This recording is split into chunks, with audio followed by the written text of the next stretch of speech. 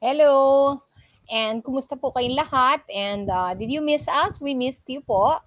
And we're happy to be back here again on a Wednesday to talk about mag-isa po yung nanay ko for 6 months, health doktora.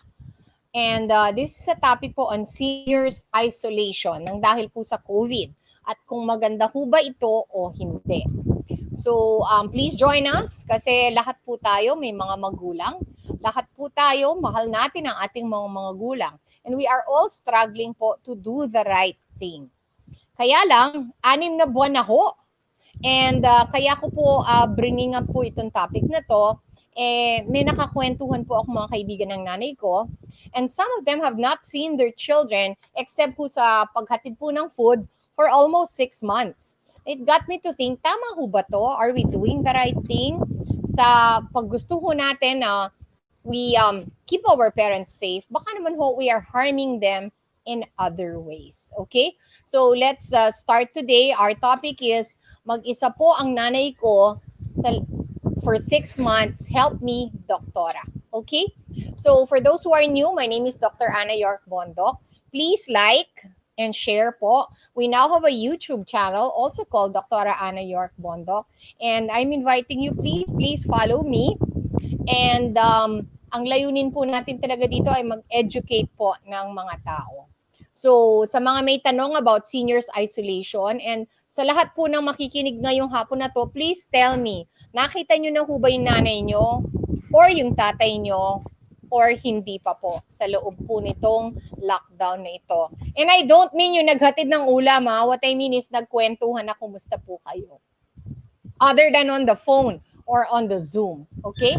For those COVID questions, put them down. Non-COVID questions, ilagay nyo rin po dyan. I'll answer them at the end po of our session. And ako po ay isang pulmonary and critical care specialist. I'm a psychologist by training, a 3-term congressman, the wife po of Mayor Dr. J from San Luis, Pampanga, and the mommy po of Benji. So let's read po yung ating sulat na ating pong natanggap. And later on, magkwentuhan po tayo on the good points and the bad points of this situation. So it goes like this. Dear Doktora, I'm sorry to say na 6 months ko na pong hindi nakita ang nanay ko except nung hinahatiran ko po ng pagkain. Ngayon, si nanay po is 78 years old and nakatira po siya by herself with a caregiver. And ako po naman, I live lang naman ho in the same village. So she is very independent po. And she has many barkada po in the village, in the church, na nagkikita po sila regularly. But with the lockdown, hindi na po sila nagkita ng kanyang mga senior citizens barkadas. At the start of the lockdown, ninaya ko po siya to move to my house. Kaya lang independent nga po siya. She likes to live po talaga sa bahay niya. Kami naman po ng husband ko, we are both frontliners. So, ang nangyayari po is that we talk frequently on the phone and we do her groceries and give her food. Kaya lang po, lately, napapansin po namin, medyo humihina na po yung boses niya and she seems kind of sad. And parang nakakalimot na rin po siya, which dati po her mind was so sharp. And then, napapansin ko po yung caregiver niya or the yaya in the house, parang sinasabi niya na ayaw daw kaming makita. Mom doesn't want to see us daw. So, I'm very worried about my mom, Doktora. Please help me. So, ang very concerning at nakakaawa itong letter writer na ito po, no? I think she's a daughter, no? Hindi naman sinabing son, but she sounds like a daughter. O then she said her husband and her, so babae po. And this is her mom na mukhang independent ho, na malakas na matanda. Wala naman po siyang binanggit na iba hong mga sakit ni mommy. But let's talk about the facts first about COVID and elderly persons, okay? Number 1, totoo po na pag nagka-COVID po ang isang matanda, mas mataas po yung risk nila to get serious COVID or even to die from COVID. The number 1 po, pinag-aralan na po ito in China, US, UK, Europe, worldwide. Number 1 risk po talaga na mamatay ng COVID kung matanda na po kayo. And this is independent kung may high blood or what. Basta matanda, talagang the risk of COVID and dying, the risk of serious COVID and dying of COVID, hindi ko po hindi, I cannot, hindi ko kayo bobolahin. There's a big risk, okay? And it is significant po. 2% po sa younger one, overall, ano, but if, once you're older, the risk goes up. Hindi naman ho 50%, hindi rin naman ho 60%, but there's really a higher risk po talaga. And especially as you're diabetic, hypertensive, on dialysis, cancer, chemotherapy, pagsama-sama nyo po yon, it's not a good sign. Okay? But, ang mga may edad naman po are at a risk for everything. Kasi may edad na po sila eh. There are risk for heart attack, stroke, lahat na rin po. Risk for dialysis, getting seriously ill. Nandun na rin ho yun, nandun na rin. They have the risks. Not only for COVID, but of all chronic diseases. Okay? Number 2 issue. Bakit ho ba mas matindi ang COVID po in elderly persons? Well, the number 1 risk po talaga is that the immunity po of elderly persons is not good. Kung tumatanda po yung katawan natin on the outside, tumatanda rin po yung katawan natin on the inside. So our immune system also gets older. And ano yung meaning nito? How can an immune system get old? Well, just as your heart gets older and you tend to get more heart attacks, parte rin po naman yun ng katawan and nagkakaedad na po. In fact, there are 2 facts. Sa older persons po, there seems to be a parang low level of inflammation going on habang tumatanda.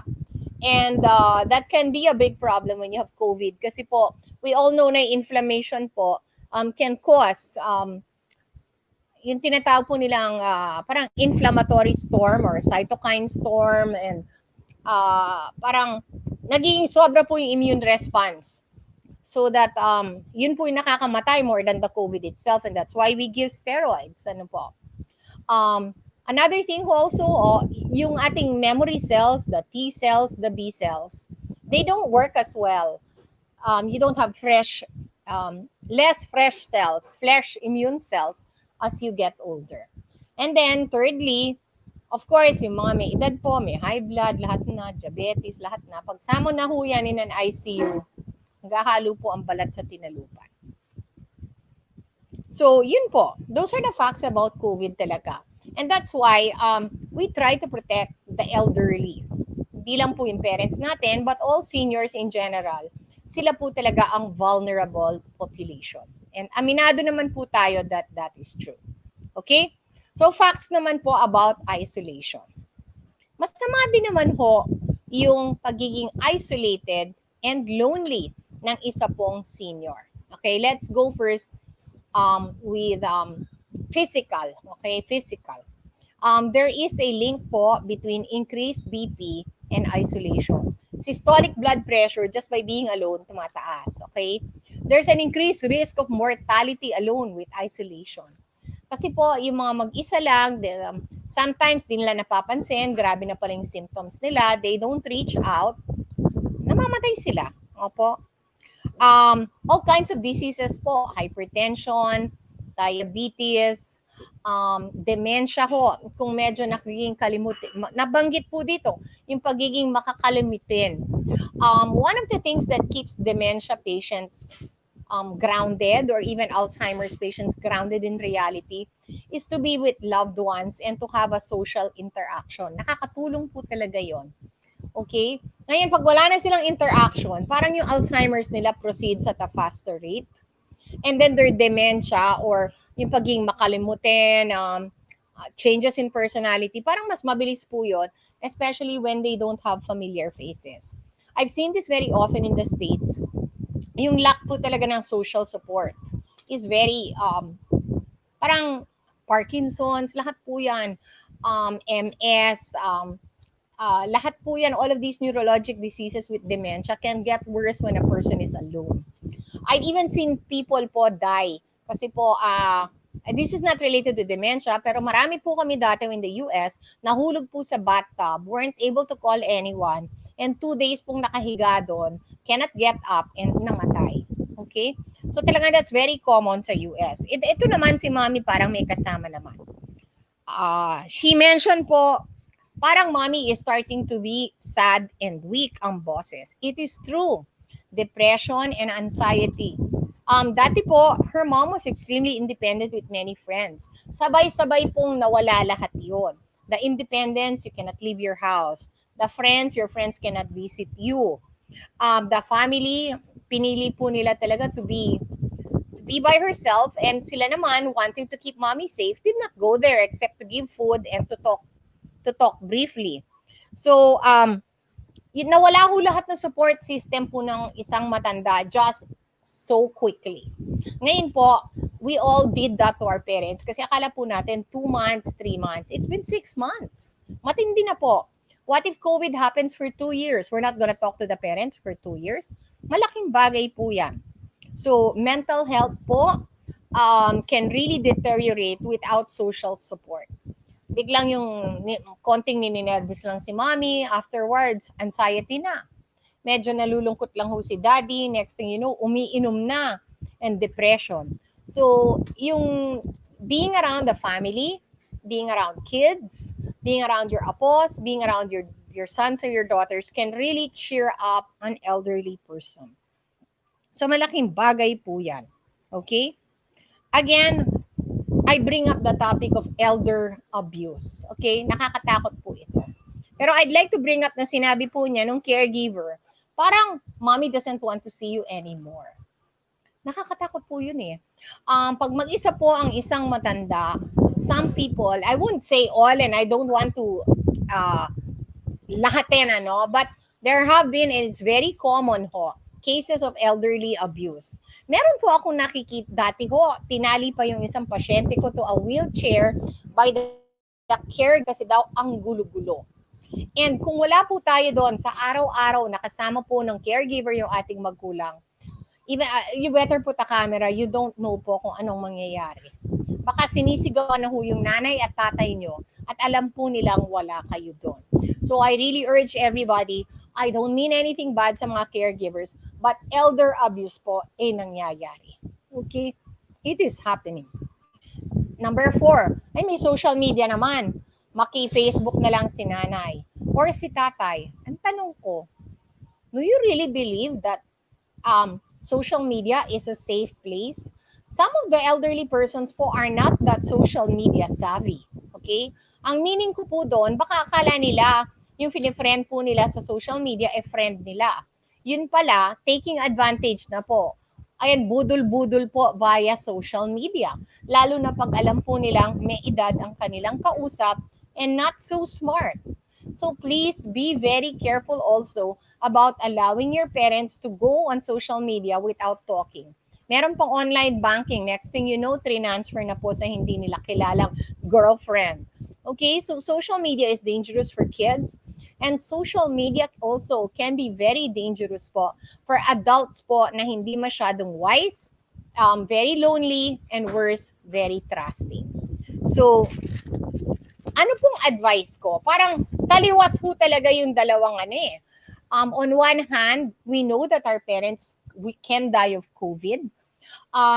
We know that an entire family can get infected. Lalo na po kung kayo ay lumalabas because of your job, what are you going to do? Mahirap po talaga. On the other hand naman po, I have just discussed diseases that are made worse by isolation. Mental health po na nakakasama due to isolation. Scary stories of caregivers mo na nag-abuse ng mga parents. And number 4, the dangers of social media. Ang hirap. What can I suggest to you? In the beginning po, I would have suggested to you, don't visit your parents. Kasi hindi ko naman ho akalain talaga na 6 months po tayong hindi magkikita. Okay? So, ang suggestion ko, number 1, ano kaya i-move mo na lang yung parents mo sa inyo para isang bahay na lang kayo? Pwede kaya yun? Or one of you will move in with your parents para isang bahay kayo. Kung hindi naman po, that's what we call in the UK, or kung hindi naman po, Sa UK po, that's called creating a bubble eh. Parang kasama si nanay sa bahay, yung kasama siya sa mga taong that you visit, ganon. Sa UK, it's called a social bubble. And parang isama nyo yung nanay nyo dun sa listahan ng mga taong parang that's exposed to you. But again, na-expose yung nanay mo sa'yo. You have to know that, okay? And then if you do visit your parents, at saka talagang frontliners kayo, you should consider to wear a mask. Okay? You should consider to wear a mask. Or at least, mag-usap kayo, socially distance, in your garden. But don't just like make hatid the ulam. Spend time, ask her. At saka iba, sa akin po, I believe, iba po yung face-to-face, iba po talaga yung sa telepono at sa social media. Maybe sa garden po kayo mag-usap with socially distanced, okay? And thirdly, please be careful about eating. Kasi dun ho talaga nagkakaproblema ang eating. Tiisin nyo na lang po that maybe you guys will eat separately. Yun na lang po. Ako po, I visit my mother-in-law. I don't spend a lot of time with her. And I don't eat po. We do not eat together. I cannot say na tama yun or mali, pero yun ho yung ginagawa namin. Ano pa ba? Please, wag na pong magmano. Bawal na po ang pagmamano ngayon. It is polite. It is now, dati bastos magmano. Ngayon, dati po bastos yung wag magmano. Ngayon po, it's bad to make mano, okay? Please do not do that. Just say bless na lang, okay? Bawal na rin pong magbeso-beso and hugs. Do not do that. Pero what's important po, yung sinabi po nila, I like this term eh, yung sinabi po nilang social distancing. Hindi po talaga social distancing. It should be physical distancing but socially closer. So, if you cannot move into your mom's house, if you're really worried about your job as a frontliner, and I understand that, if mommy naman doesn't want to move into your house, bisitahin nyo na lang po, properly distanced. But of course, keep on calling and keep on using social media like Viber calls and talking to them po on Zoom, lalo na for those who are abroad. So, yun lang po. I mean, this is a very difficult topic. Hindi ko po sinasabing tama po yung advice ko. It depends on yourself and your family. I can only share po sa inyo yung scientific evidence, and then kwento ko po sa inyo yung ginawa ko. But it depends. Marami hong natatakot kasi baka masisi ho ng mga kapatid. Alam na nga niyan, doktor siya, sumugod-sugod pa sa bahay ni nanay. Now, nanay is dead. It's hard. Masakit ho talaga at mahirap. But I think the longer po that this problem will occur, and the way I see COVID po, hindi po siya mawawala bukas. At parang hindi ko po ma-imagine na hindi po bibisitahin yung mga magulang for 1 to 2 years. Parang napaka-terrible po nun. I cannot imagine that situation. And yun po, that's the best advice that I can give you, is to be cautious, to know the both sides and to talk about it. And tanungin nyo rin ho yung elderly, anong gusto nila? Gusto ba nilang mabisita? Ayaw ba nilang mabisita? Paano po yun? And you can talk about what to do. These are not children, these are adults, at kaya din po nilang gumawa ng choices para sa sarili nila. At kung ano yung pipiliin po nila, sana respetuhin natin. So we all have parents. We all love our parents, and really, napakasakit po. I hope that matapos na po ito, but being realistic, I think this will continue for a very long time. At dapat pong pag-usapan po ang dapat bang bisitahin ng inyong magulang within the family. So, sa inyo pong lahat, a very good afternoon. Thank you. Ikaw, Reina, have you visited your mom? Naku, mommy cannot go here. And my mom is actually in Laguna with my sister. She took Yan. care of At least may kasama. Yes. That's good. Oo. Yes. Yun ang sinasabi ko, isama nyo na lang dun sa pamilya Kasama niya yung mga pamangkin ko with my sister. Yes. But then yes, I can say that's true na sinabi niyo na nalulungkot talaga sila, because one time last week, my pamangkin spent their whole week here sa bahay ko. And my mom is begging for them to uuwi sa Laguna, to go back home sa Laguna. Kasi nalulungkot daw siya. And iba daw Yes. yung lungkot niya. So ayun, Yes. napauwi yung mga pamangkin ko. Yes, and Rina, some elderly parents started the lockdown by themselves. Kasi Yeah. nasa village lang naman daw, kabilang bahay lang, 'di ba? Next thing you Yeah. know, ano yung 6 na buwan? Medyo real and serious ang depression sa mga elderly. Hindi lang Hindi natin biro yun. nakikita. Kasi our elderly are yung age, yung generation nila, sila yung mga pinakamagaling magtago ng emotion. Am I right, Doktora? Yung Yes, kasi generation nila. o hindi naman uso dati pag-usapan itong mental health Yes. na tinitiis Yes, ng mga ngayon tao. lang talaga na-open. So Unlike magaling yung mga na millennials na emo, hindi sila ganun. hindi. Very expressive ang mga generation down below sa atin, So sila, my mom, galing siya magtago. So they don't show it, but they are already depressed. Next thing One you know, thing, may umiinom na doon. May or next, gumagamit na ng sleeping pills. yes, Oh. or next thing you know, hindi mo na pala, hindi na gumising ang mama mo. Diba? Nakanood. Possible. Diba? So, Ito lang if your mom is like 90 or 85, honestly, ilan pa bang taon ang meron ng nanay mo? And do you want her to spend those years alone? huwag I don't naman, know, huwag parang naman. hirap naman talaga. Yes. Pero, I have seen, this happened to two classmates. They lost both their mother and father through COVID. Two people that I know. Sad. Sobrang sad. Sobrang Yeah. sad. So, I mean, ang hirap pumili kung saan mo ilalagay yung sarili mo. Pero ang tanong Sobra. ko, kung 2 years itong COVID na to, 2 years hindi kayo magkikita? Nanako, sobrang sad. Diyos ko, ang hirap. Ang hirap. Yes. So, let's maybe somebody wants to ask a question or make a comment po. Yes, we have actually meron dito, ayan po. From Miss Ayan, from Minerva. Minerva. My children are visiting me this pandemic. Just put on the proper protective gear. Tama rin, ma'am. Yes, that is a possibility po. That is a possibility. Opo. Sige. Anybody, actually, there was a post last week. Ipupull out ko lang yung Facebook. Sige lang po. Kasi nag-post ako last week. Sige, ano mo muna. Let's read the next comment lang.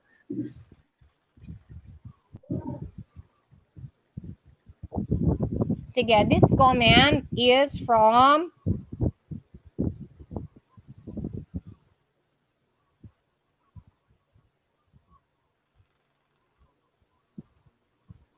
dali lang po. Pupull up ko lang yung mga comments ng last week.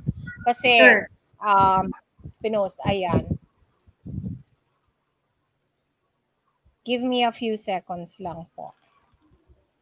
Sure, Doktora. Ayan, there's 77 comments from last week.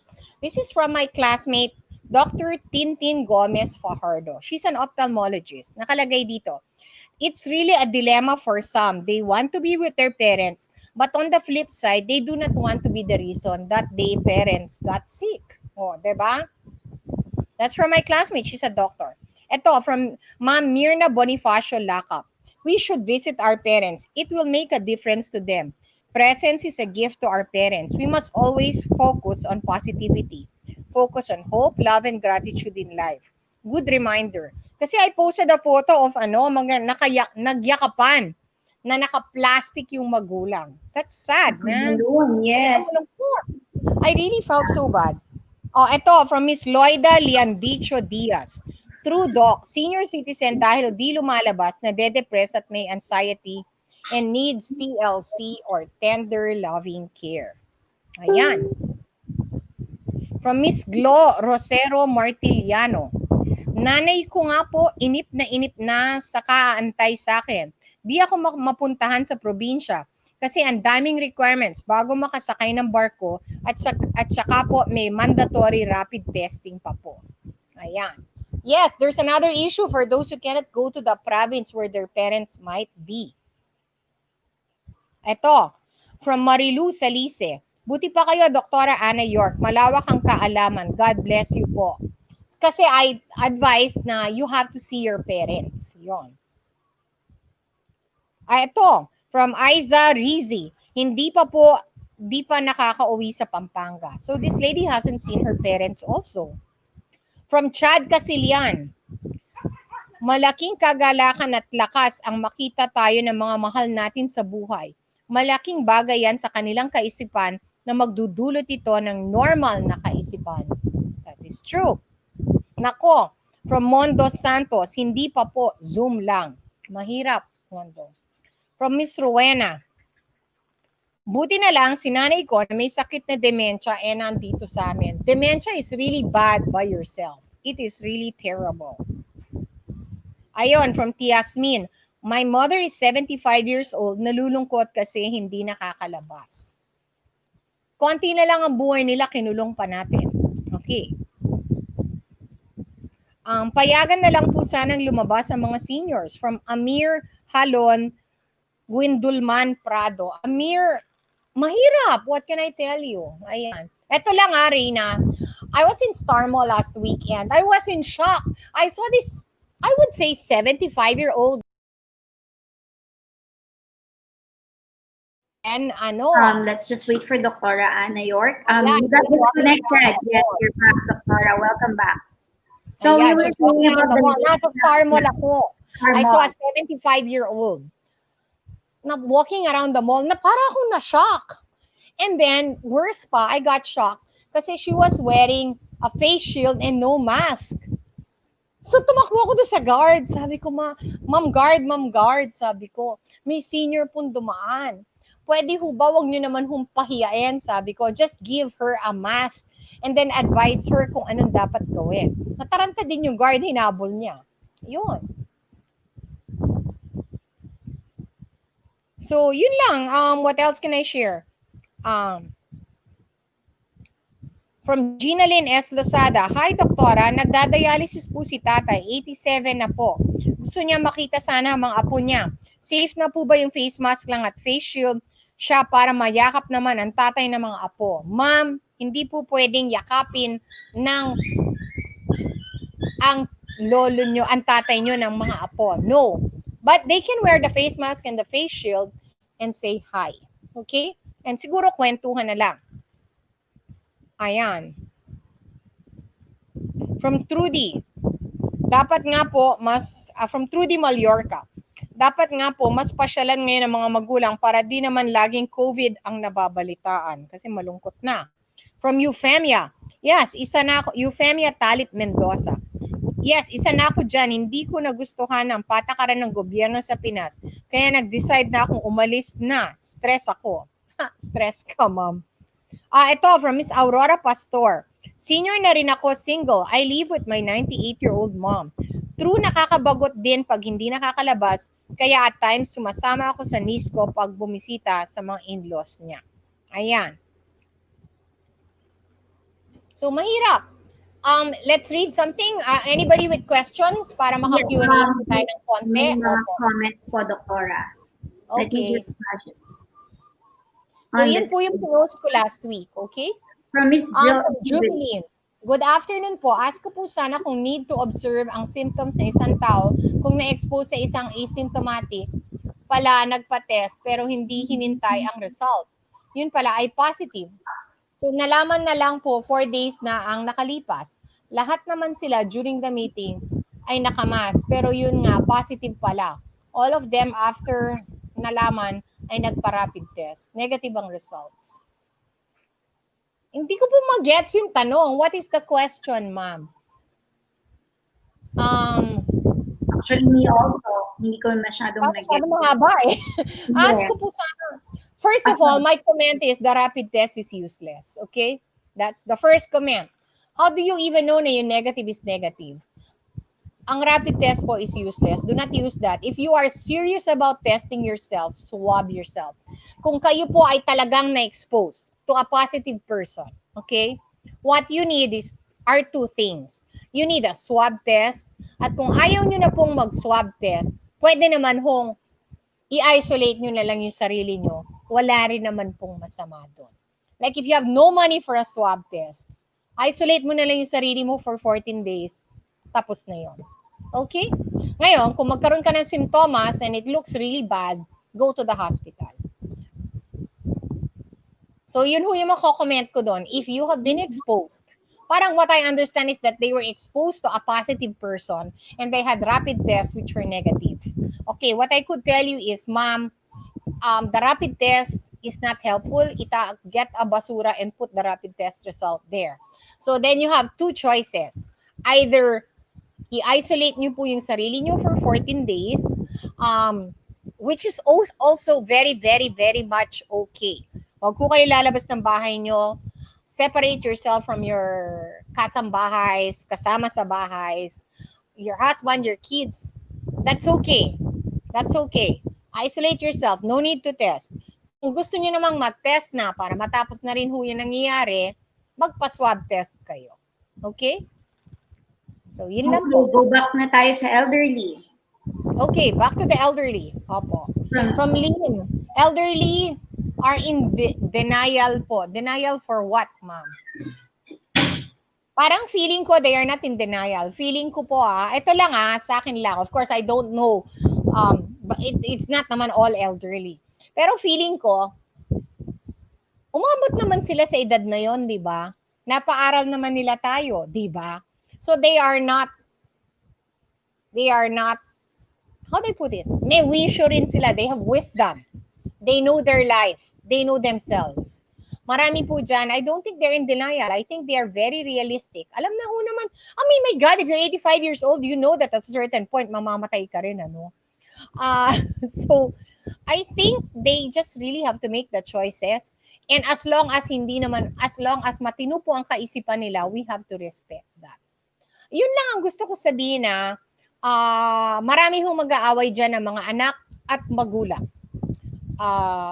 I think marami makaka-relate dito.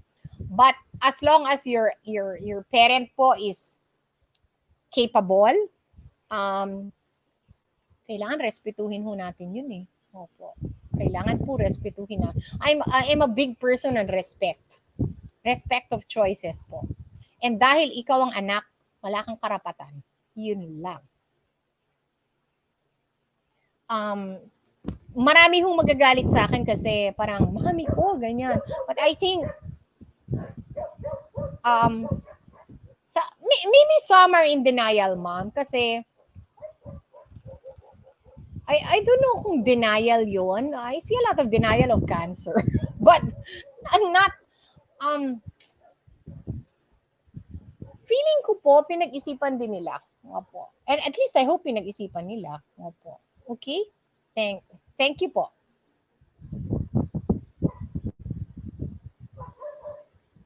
So from Becky, sobrang lungkot po at hirap.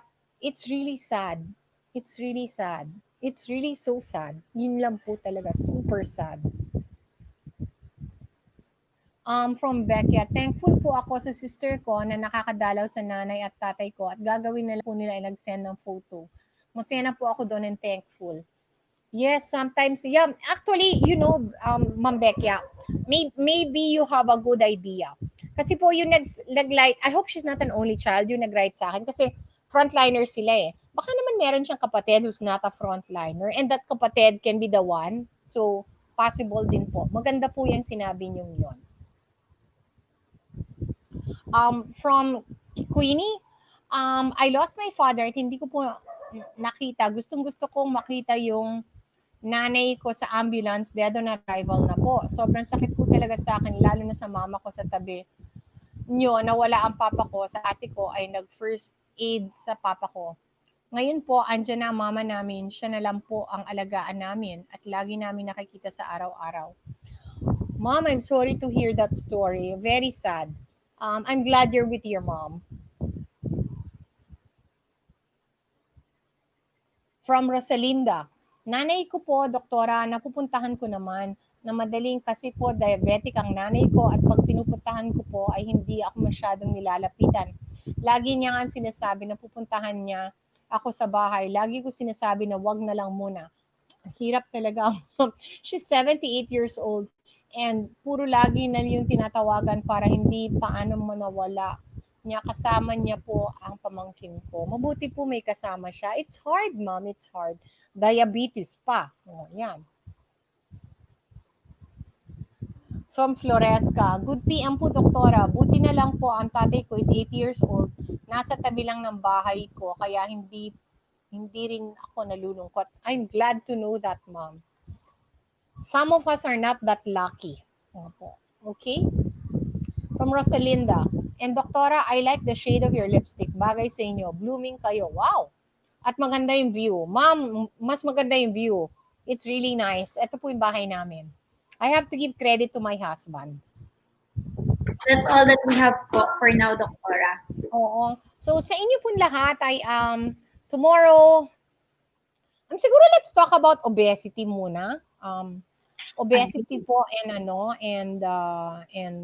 I did ask about kasi the two choices, Reina, although you can the two I asked people to choose between I asked people to choose between um discrimination, kasi may discrimination talaga. Do you want to talk about discrimination? Or do you want to talk, there's this new article that came out that said na yung pagmamask daw, yun ang reason kung bakit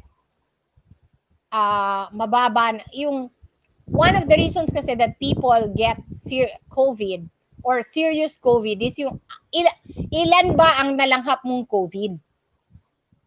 'Di ba? That's one of the theories. Kung marami kang nalanghap, di marami kang sakit, 'di ba? Like if you inhale 10 COVID particles versus 1 COVID particle.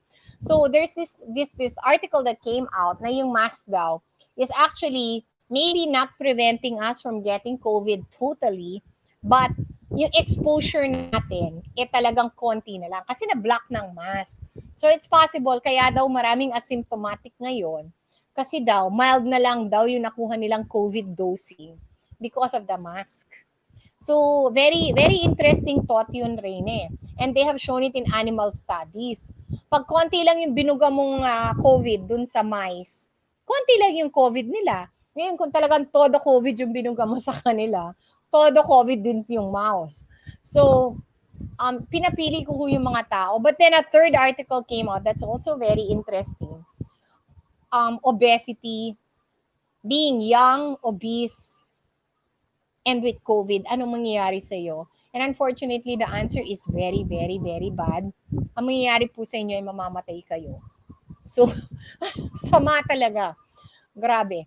So, siguro, ikaw, Reyna, choose. Siguro let's do obesity. And then next week na lang next week yung iba. Yes. So, let's do obesity tomorrow.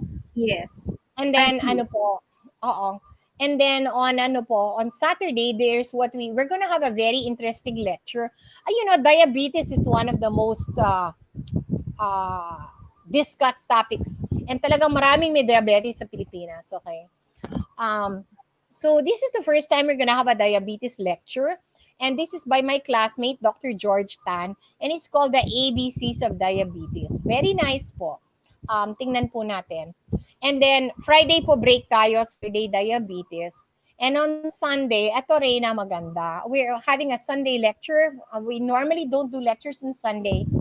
The Sunday lecture is something different. It's called parang prayers during the pandemic or something like my faith journey during the pandemic. That's nice. Let's talk about that. I like it. I like it. Maganda eh. Ako dun eh. Kasi, I believe that people, you don't just get sick eh. It's an experience na kasama dun yung mind and body. But more than that, ang dami na nating na-tackle sa mind. Marami na rin na-tackle sa body. But I think that people get ill from the mind, the body, and the spirit. So yon. How is your faith? I believe that yung pananampalataya po natin or how we live our faith, it's different for everyone eh.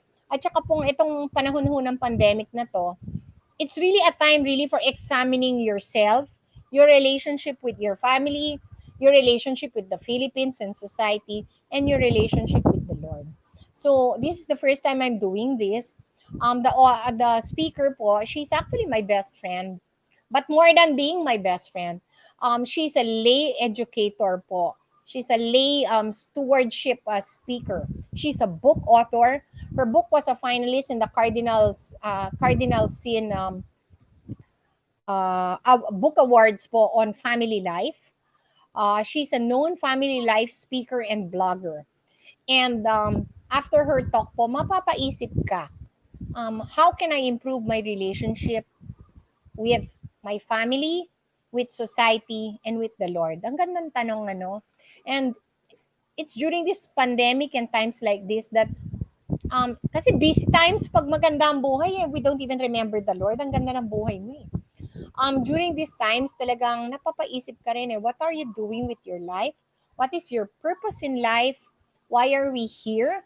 Why is this happening? So, di po natin masasagot lahat yan in one go. But I'd really like to have a faith series po, Faith and the Pandemic. And this is our first. Okay? Ikaw, Rains, what do you think? I really like this topic. Sobrang timely siya kasi doktora, kakatapos lang ng Mm. seriousness of pandemic, right? Because GCQ na tayo ulit and everybody's trying to move on with their lives and start again and continue to live. And months, plus months now, nakalapit na ang Christmas. So, maganda yung topic natin, very timely. I can say na this one is parang what we all need on this time. Oo, parang it's time for Kailangan, us to examine, 'di ba? Kasi body ito eh, sakit eh, 'di ba? Pandemya yes, nga, 'di ba? yes, So, body. And then of course, mental health, 'di ba? But has anyone yes, ever discussed spiritual health?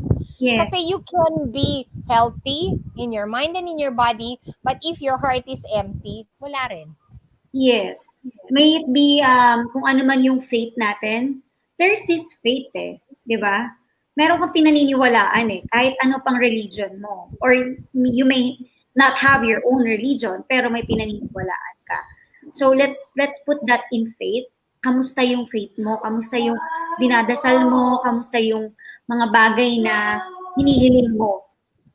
Yan. Diba? Yeah, Magandang pag-usapan. maganda. That's why I invited her. Yon. Mukhang Okay, mapapa 2 hours tayo ulit dito, Doktora, I may say. sana. Oo. Yeah, very, Yeah. we encourage everyone to encourage others also. Kaya comment, Yeah, diba, let's Doktora? examine, let's not only, para bang nagka-check up ka na ng katawan, nagka-check up ka na ng Yes, mental health. I-check up mo naman yung faith oo, mo, nasa ka. Okay? So sa inyo yes. pong lahat, a very good evening na ba? Wala pa, good afternoon pa lang. Okay? Salamat po. Take care.